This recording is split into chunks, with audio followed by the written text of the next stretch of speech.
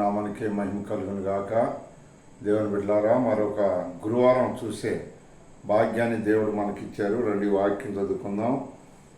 కీర్తన గ్రంథం 140 అధ్యాయం మొదటి మాట, యెహోవా దుష్టుడి చేతిలో నుండి నన్ను విడిపించుము.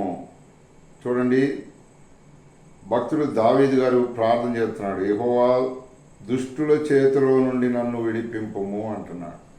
కనుక ఈ ప్రార్థన మనం ఎప్పుడైనా చేసామా? అనేక సార్లు చేసాం.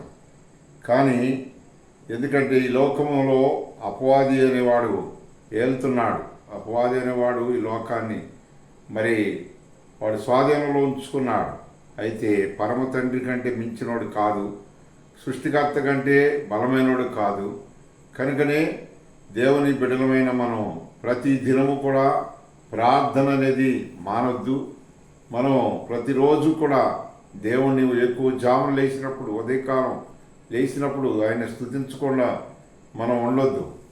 ఈ దినమంతటిలో కూడా దేవుడి కార్యాలు మీరు చూడాలంటే మరి ఉదయాన్నే లేకంగానే మరి దేవుణ్ణి గణపరచండి. మీ పనులు మీరు చూసుకోండి. మీ డ్యూటీలకి మీరు వెళ్ళవచ్చు.